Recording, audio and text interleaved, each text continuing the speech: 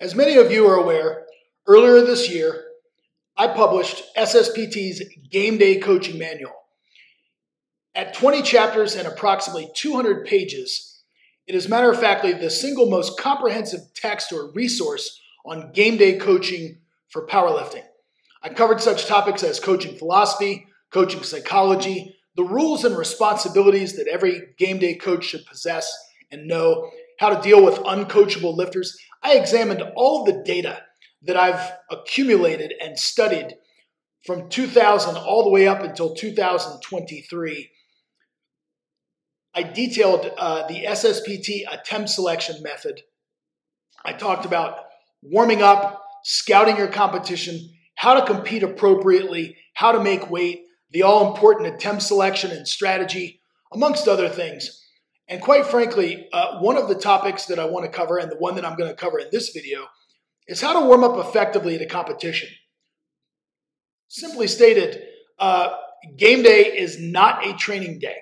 And while some lifters will rely on the old adage or cliche that, hey, game day it's just another training day, it's just a heavy workout, while framing it in that way might help your mindset and attitude, we all can agree that game day is quite different than a training day. And therefore, the warm-ups should be treated quite differently. The goals of a warm-up in training are different than that of a competition. And load management, matter of factly, becomes a chief concern. And so this video is going to show you how to effectively warm up for game day to maximize performance, stack the chips in your favor, and best leverage all of this to your advantage to increase the probability of your success when it. Let's begin our discussion about warming up with the purpose. The purpose of a warm-up is to increase core temperature and the temperature within the muscles. That is going to look different on a training day versus game day for a powerlifter. On a training day, you are going to do things to warm the body up. You're going to want to acclimate and prime the nervous system. That is your body as an entire organism for the heavier loads to come. Your warm-ups, once you put a barbell on your back or in your hands, will serve as intentional technique practice where you are refining movement and refining the skills associated with squatting, bench pressing, and deadlifting. And of course, every single warm-up that you do beyond the bar counts toward and helps you accumulate training volume. On game day, this looks very different. On game day, it is all about getting the body, the mind, ready for the platform. It is preparation for the opener. Therefore, you are going to warm the body up and then do what you can do to acclimate and prime the nervous system for those heavy attempts that are coming. So, let's look at the components of a proper warm-up. There are 5 that I have listed here. Typically, you generally begin with a warm-up to increase heart rate and core temperature. That could mean anything from walking to stationary bike, rowing, calisthenics, jump rope, you name it, just about anything to get the heart rate up and increase core temperature and temperature to the working muscles. You might be doing mobility drills, and these are going to be specific to your needs to increase range of motion about the joints as well as blood flow to the muscles. This might be followed by dynamic stretching. Dynamic means essentially moving or ballistic. These can be calisthenic in nature to lengthen the muscles and improve function. Some people might even do some muscle activation. Those are like bird dogs, supermans, planks, a variety of exercises that help to prime the stabilizers that have a role in supporting the main movers. And then last, but certainly not least, is going to be the barbell warm-up. And again, this is where you put the bar on your back or the bar in your hands, and you start loading weights and lifting weights. And that's what we do as powerlifters. And that's all with the goal of activating and priming the nervous system for the heavier loads to come. There are strategies that you can employ, warm-up strategies on training day that look different than game day. On a training day, this is on your schedule. This is on your time frame. Presumably you're training at a gym, whether it be a commercial gym or a training facility, or at a gym in your house or your garage or your basement and whatnot. And you might begin with something, again, a general warm-up to get the heart rate up. and increase core temperature. So you might walk or cycle or do some calisthenics. This might be followed by some foam rolling and soft tissue work. Of course, as I mentioned, activation drills and dynamic movements. And then once again, last but not least, the barbell warm-up, which is going to consist of ascending weights, rather moderate progressions, and of course, accumulating training volume as you go. On game day, most of the time, if you're competing at a local competition, you might actually be at a gym where you could, in theory, take advantage of the treadmill or the bike or what have you to kind of get warmed up. But even then, more often than not, even if you're competing at a facility, you're probably just going to roll right into your foam rolling, some soft tissue work, followed by your activation drills and dynamic movements, and then, of course, your barbell warm-up. Your barbell warm-up, how it differs from a training day, yes, there will be ascending weights, but the progressions will be slightly larger. You'll decrease the reps because the goal is reducing the volume, not doing more, all in the theory and concept of managing load. Load management, that is the goal. So matter of factly, specifically on a game day, with these 5 components, these first 4, I liken them to spices in a recipe. Matter of factly, you are going to season these to taste. Do the ones that you feel you need to do at the volume and the intensity that you need to do them prior to the barbell warm-up. So these are essentially electives, if you will. You do them by choice, not out of, they're not mandatory, I should say. So these 4 things should be custom tailored to the lifter. And as a coach, you custom tailor them to your lifter, or if you're competing yourself, you custom tailor them to yourself. Matter of factly, these are not necessary unless you deem them necessary.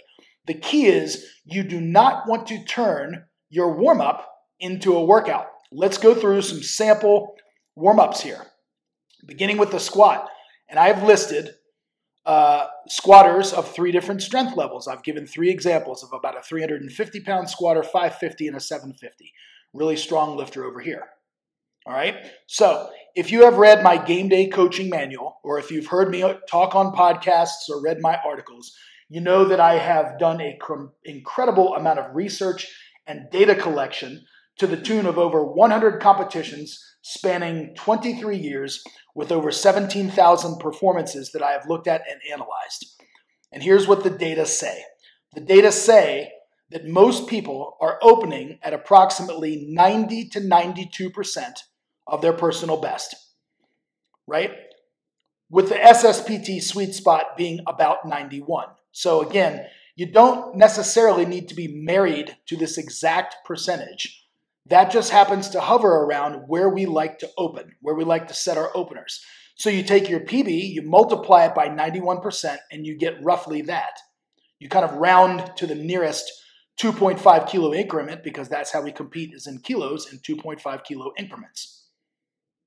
So once you have determined the opener, the key question that I will ask my lifter, that I will communicate to them is, how much do you feel comfortable jumping from your last warm-up to your opening attempt? That's the key question. I need not know these warm-ups. I just want to know how much they feel comfortable from the last warm-up to the opener in every single discipline.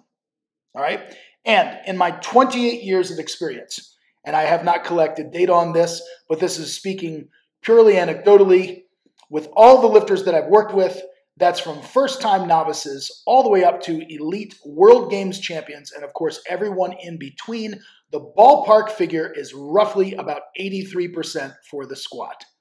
So when they give me that number and I run the math, it is usually somewhere in the neighborhood of 83%-ish. Okay? Again, don't get married to this number. It could be plus or minus a few percent, so on and so forth. In this particular case, for the sake of this example, the 160 kilo squatter, when you take 130 and you divide it into 160, it's approximately 84.4%.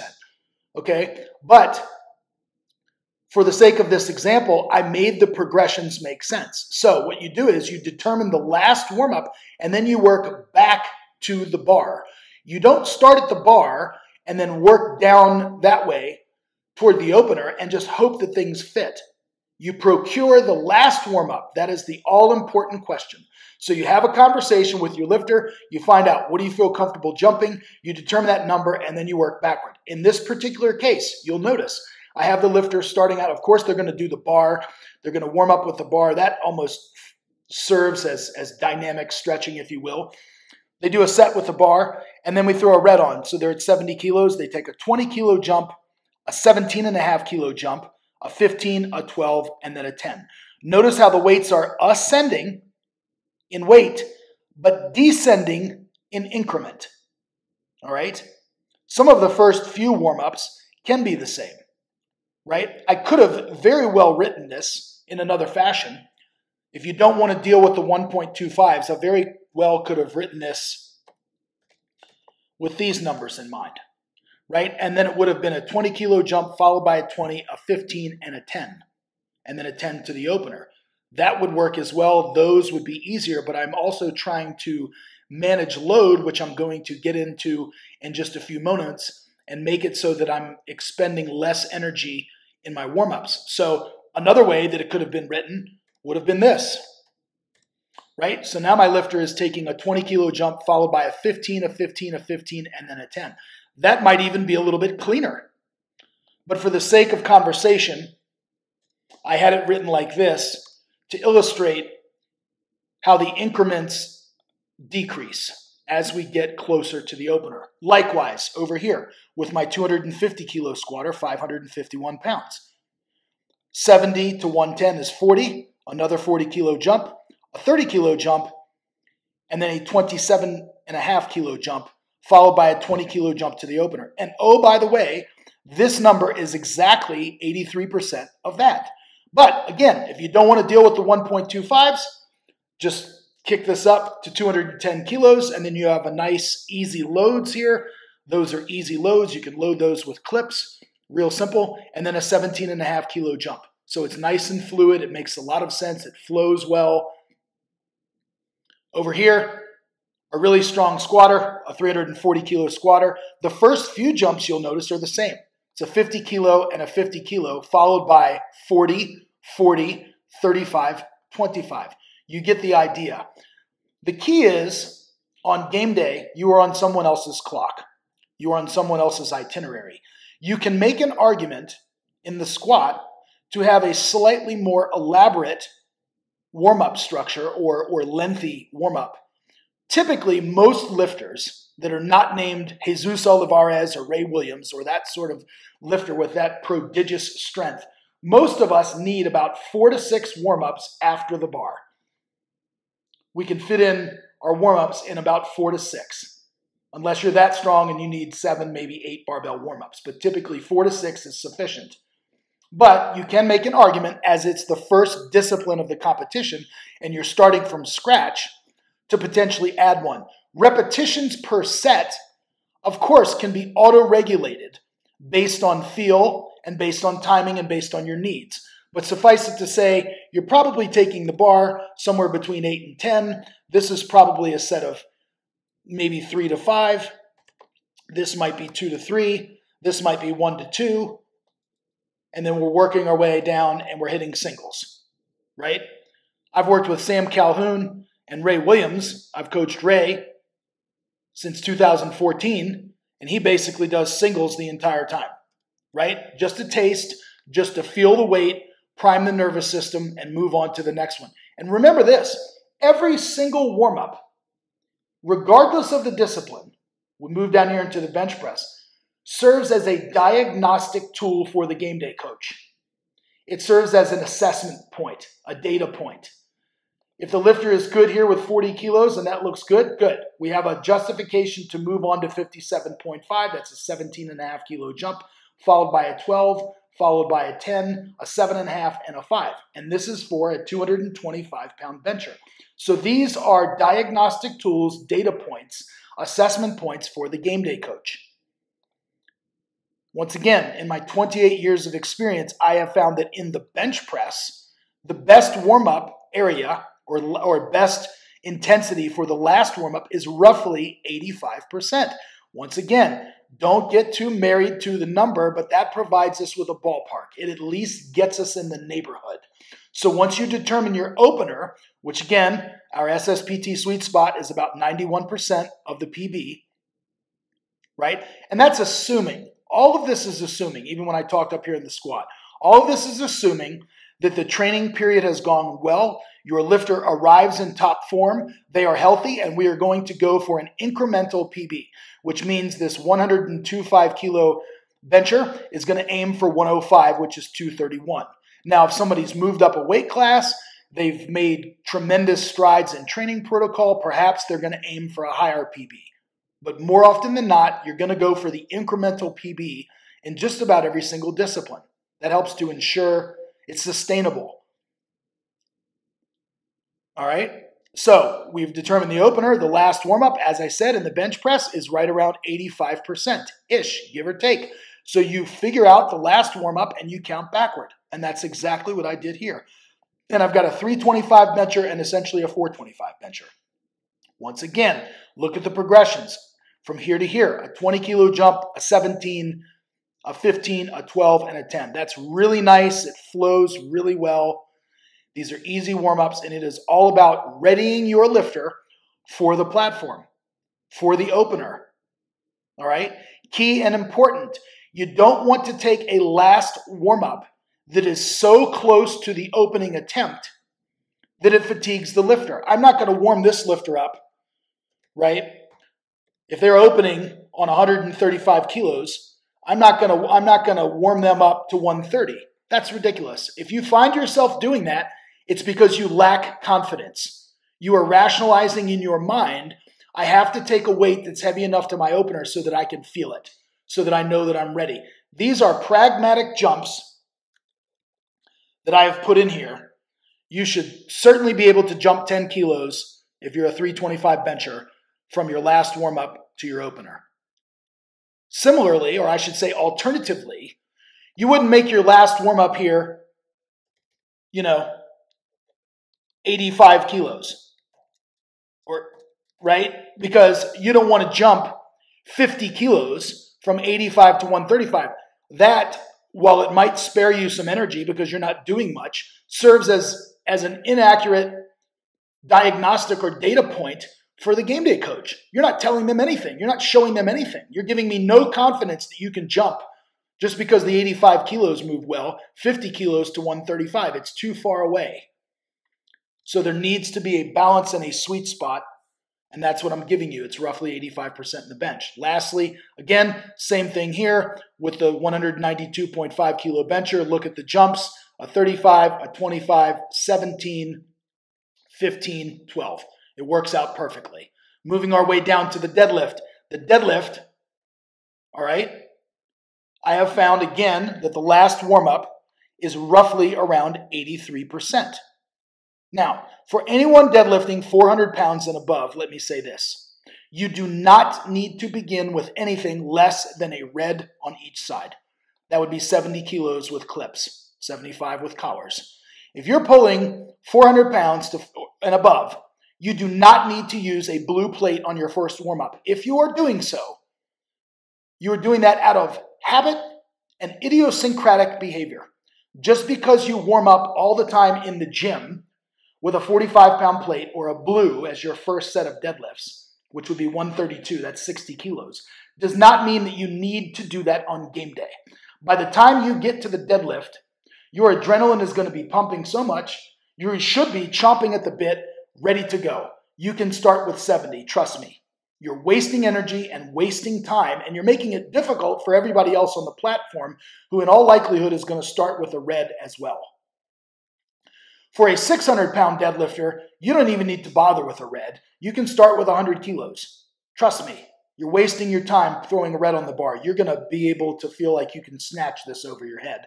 Likewise, for an 800-pound deadlifter, you can easily start with 275 pounds, which is 125 kilos, 2 reds and a collar. Give me a break. You do not need to start at these lighter weights. But again, look at the patterns. The patterns are always the same, right? 50 kilo jump, 50, 40, 37, 27 to the opener. So you should get the idea. And in the deadlift, more than likely, you can make an argument that if you're a sumo deadlifter, that you might do a few reps on your first warm-up.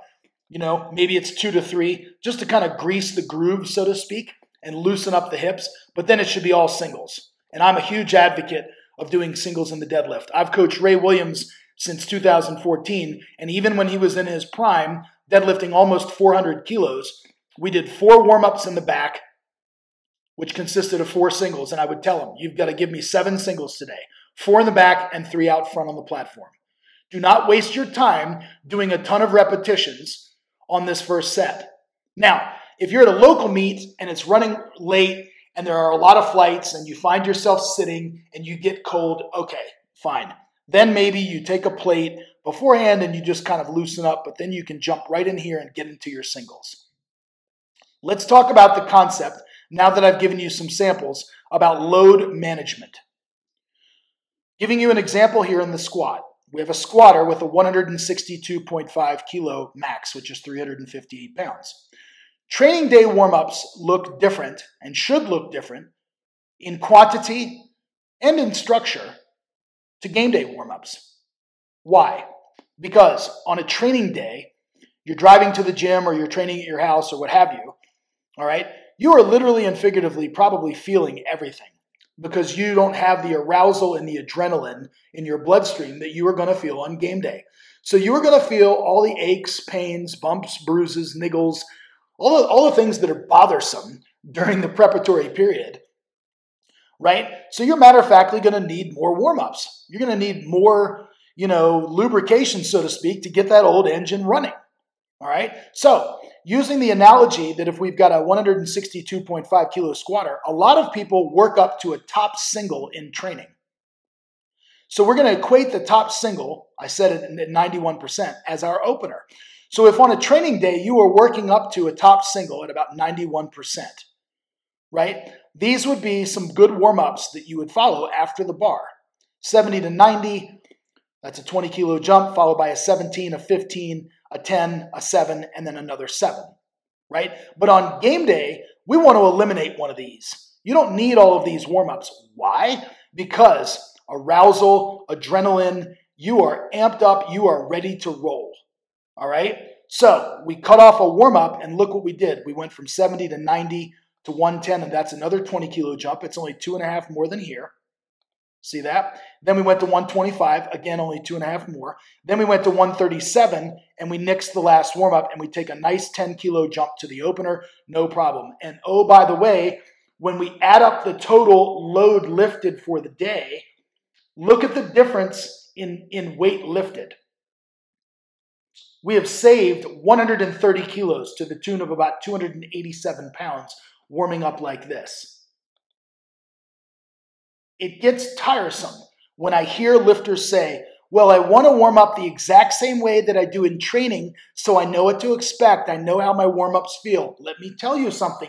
Game day feels different. It hits different. It's not the same. You need not do these exact same warm-ups that you do in training on game day. You are going to feel better. These warm-ups will actually feel perfect. They will feel easier, probably, than some of these.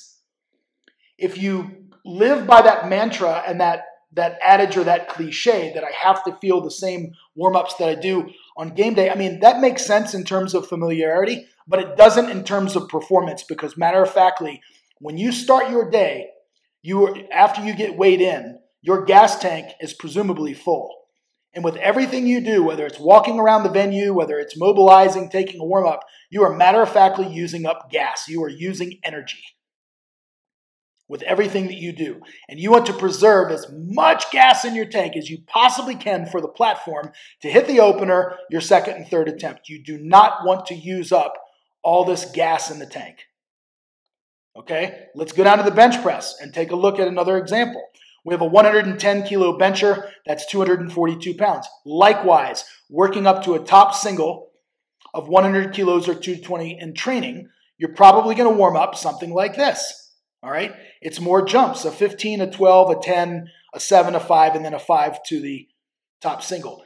On game day, you don't need all these warm-ups. You're already warmed up from the squat. See, some of you who bench, may bench first. That might be your cornerstone or standalone movement for the day.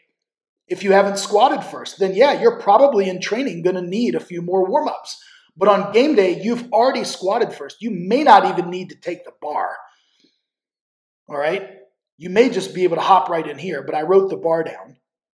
And then the jumps are going to be slightly bigger, so that you're taking a 7.5 kilo jump from your last warm-up to your opener. And once again, we have reduced the total load to the tune of 92.5 kilos. That's 204 fewer pounds that you're lifting in the back before you hit the platform than you lifted on a training day to get to the same number. And lastly, in the deadlift, okay, we have a 280 kilo deadlifter here. That's 617 pounds. Again, some of you on a training day start with deadlifts. That's your cornerstone movement. That's your main primary movement of the day. And you do that, you come in and you do that fresh. You haven't squatted or you haven't benched. Then yes, you probably are going to need to start with a red plate and a collar and work your way up in that fashion. A 50 kilo jump followed by another 50, a 35, a 30, and then a 15 to the top single. Whereas on game day, you can easily do it in 4 warm-ups. If you're pulling over 600 pounds, Lord have mercy, you don't need to start with 1 red. Trust me, you can hop in to 110 kilos. That's a red, a blue, and a clip. And that will be lightning fast. You won't even feel this. It's like getting up out of a chair, I promise you. Okay? You are already warmed up from squats and benches. And look what we've done. Once again, sound like a broken record. We have mitigated fatigue by reducing volume, reducing load. We're not accumulating volume. That's not the goal here. It's to prime the body for the opener. That is the objective. We have spared 125 kilos, which is 275 pounds, by warming up in this way. Let's wrap up with some take-home points. What are the take-home points of this entire discussion? You see the differences between training day and game day. We're going to go through them. Training day is a home game. It is your schedule, your timeline, a manufactured atmosphere. You get to go at your own pace. You get to go whenever you want. You've got your homeboys and your homegirls hyping you up. You get to pick your favorite song. You get to do all of that stuff. Your sets serve as intentional technique practice. You are accumulating volume with every single set. And matter of factly, there is nothing you can do in the gym, nothing, that is going to make you feel like game day. I don't care if you take 2 or 3 pre-workouts, you have your boys slap you on the back and in the face, and you get as hype as you possibly can. It is not going to feel the same way. It's going to hit differently than game day. And there's much more subjectivity. You're caught up on your feelings. You're caught up in the emotions of the training moment. You're going by feel. Presumably you're training by RPE, right? So there's more subjectivity on a training day than if we get to a game day. Game day, look at this. It's always the polar opposite. It's an away game. You're not competing at your own place. You're on their timeline, their itinerary and schedule. Start early. That is an overarching theme and take-home point. Begin your warm-ups early. You can always slow down, but you cannot speed up without fatiguing yourself or creating additional anxiety for the lifter. All right? Start early. You can always slow down. As a matter of fact, going back up here for just one, or going back over here for just one moment, what I like to do with my last 3 warm-ups in every single discipline, if I'm able, is I match the timeline for the last 3 warm-ups of what my lifter is going to experience on the platform. So I'm not going to have them take a 3-minute break between their last, 3 minutes and 3 minutes between their last few warm-ups, when they're going to have 10 people in their flight, and that's probably going to mean a 9 or a 10-minute break on the platform. I want to mimic and mirror what they're going to experience on the platform. So that's a pro tip. You might be able to work quickly through these first couple warm-ups, but then the last 3, you want to slow down a little bit and take that last opener with enough time in case you need to make a change and or to allow your lifter to visit the washroom. Getting back to the take-home points, that's why we start early. Your technique is already dialed in. This is not intentional technique practice on game day. You already have your technique. You are not making sweeping technical changes to your technique.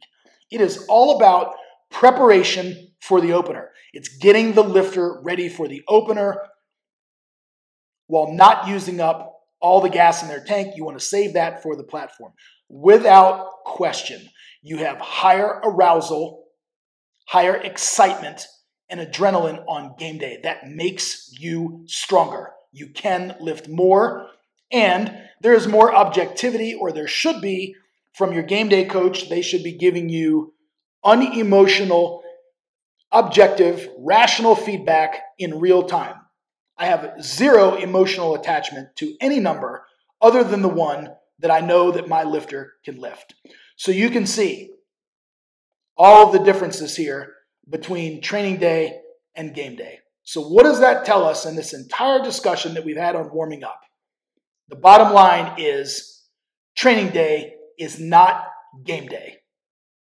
Adjust accordingly. Full stop.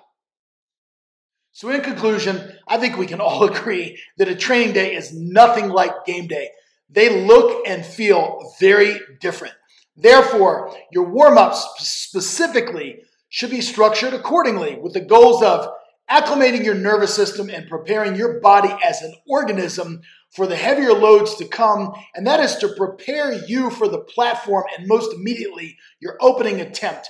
That means that your warm-ups should reflect ascending weights, reduced repetitions, which reduces the overall volume, and slightly larger jumps than you're going to take in training. And all of this is with the idea of mitigating fatigue, managing load, and getting you ready for the opener. If you want to take a deeper dive into this topic or many more game day topics, check out the link below. That's going to give you access to my game day coaching manual. And stay tuned for more free content like this in future videos. Thank you so much for watching.